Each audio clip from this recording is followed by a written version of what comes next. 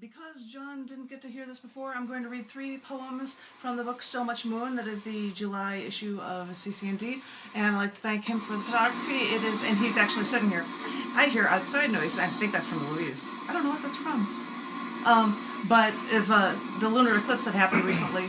Plus, somebody's making himself a frozen margarita. Oh, Frozen daiquiri. Who's making a frozen daiquiri in the background? I'm hearing all that noise. I have no idea what that is. Anywho. Can you guys hear this? Is this okay for you guys? I'm hearing a static noise. So, do I have to get really close and scare you guys with an image like that?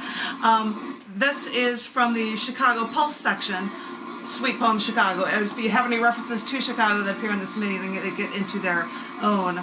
This is a crazy noise. Whose noise is that? Somebody's got... We all mute our mics, so it would get rid of that. Well, you can do like this. There should be like a mute all other than you. Exit full screen. I'm looking. Oh, iPhone. That's Lynn that wants to come in. She doesn't have a name. Pause, play, recording, stop. But I think that'll just mute me. Yeah, that's it. That worked. Huh. Okay, we're here again. Okay. Yeah, we're here again. I'm still hearing that static, that noise, and I don't know what that's from. It says I'm muted. That just said I was muted when I hit that button. So, sorry, apparently that button didn't do it and you didn't hear me. I'm like, I'm pressing that button and I'm still hearing that crazy noise in the background. I don't know what it is. I apologize for that. And because Tom's here... where you are. I don't know. There's no blunder or anything going on here. John's sitting over here reading a book and looking at me. And as I said, oh, it says yeast. He's making beer. And so he's got to be researching it greatly, I suppose. Because Tom has his glasses on, I'm going to match you. These are John's glasses, so I can't quite see you guys, but I'll do what I can. But this is from the Chicago Pulse section of an extra poem in the book, and it's because it's about July, and it's called Urine and Fireworks. Everyone usually talks about taking the 4th of July off and watching fireworks, but the cool thing about Chicago is that they did their huge fireworks show the day before, on July 3rd. Every summer. Then the Chicago Symphony Orchestra would play a symphony and the band shell live to accentuate the fireworks show. And it was amazing to use this chance to cram all these races and ages of Chicagoans together on the grass by Lake Michigan, right at the end of the Taste of Chicago, right at a time when everyone wanted to get together and celebrate. This was the time everyone and their brother took the L train because there was no way you were going to find parking that night. And I can't tell you how many times I did this, but then I heard that Chicago is going to change future fireworks dates for the 4th of July from the 3rd back to the 4th. The worst part was that they were going to do smaller fireworks shows too, so the gallantry of the celebration would be altogether lost. This made me sad, so we made a point to go one more time to this citywide celebration for this holidays that will now never be the same. But we took the train. We found a spot in the grass with everyone from single people to families. As I said, all ages, all races got together. And at this one last time, we all camped on a little spot on the grass. And we heard one woman complain that she had to go real bad. And apparently she couldn't leave her spot. So she decided to slide her underwear off enough to go right there in the grass. That's the Chicago way, I wondered, until I heard a woman closer to the lake, and apparently downhill from the pissing woman, start screaming that urine was running in the grass all over her and her seat. Who did this? She was exclaiming. And I thought, only on the 4th, or, the 3rd of July, and only in Chicago. Well, maybe not only in Chicago, but it was, as an observer, it's a funny way to say sayonara to a tradition that was just perfect, and now became just a little ludicrous, too. Had to share you a fireworks story, even though it's just a little bit on the late side.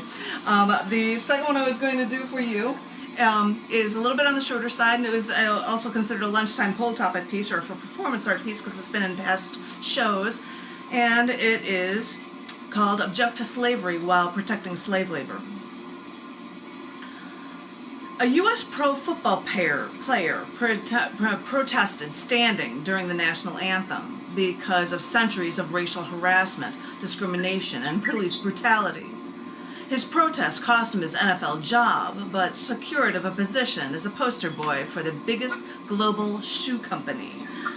Since he took this lucrative job, the shoe company decided to design a shoe with a tiny Betsy Ross flag on the back of the sneaker for Flag Day for the 4th of July, because it was the first official United States flag. But the ex-football player had his problem with this flag that existed back when slavery was still accepted in the United States, as it was for approximately a century. And because this ex-football player complained, the shoe company stopped shoe production and sales. And it makes me wonder if the shoe company is doing this to save face, or to make more money, or to do this, or do they do this while their shoes are still made with slave labor? And why would Americans worry about slave labor when they don't have to see it, when they don't have to worry about it? And, well, it doesn't happen to them. Object to slavery while protecting slave labor. Interesting point. And a tiny one in the back, I believe Tom Woodruff would know this, that oftentimes there are prose pieces. I guess people who are down in the Dirt magazine would know this as well. If you've got a long piece of prose and there's a little bit of space at the end and it's probably too little for a big piece of artwork or something, a haiku or something I'd cram into it. And this is one of these cases where I have something that was an Instagram photo. Can I zoom that in? No, I cannot, but there's a little picture of me in the mountains. I think it was at Bryce Canyon or something, but no matter. That this poem was actually written for National Face Your Fears Day, and it's called Everyone Will React. When standing on the ledge, you wonder how everyone will react. Then you begin to wonder what it will feel like when you start to fall. And that could be something about jumping out of an airplane. That could be, it's Face Your Fears Day, and that could be anything. You could take that anyway. I freaked out, Lynn.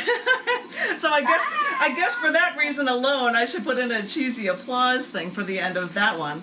And say, not that anyone else has to, but if I look on my list, I'm getting smaller. I'm smaller. No, when you Help me. I jumped out of an airplane and I can tell you that I couldn't breathe. I'm like trying to catch air as you're going down. Like you can't figure out how to be able to do this. So I have no idea what it's like to want to die and fall to your death, or when it's just a freaky experience. And why are we typing? Everyone will react. So it's just a Face Your Fears Day. Please.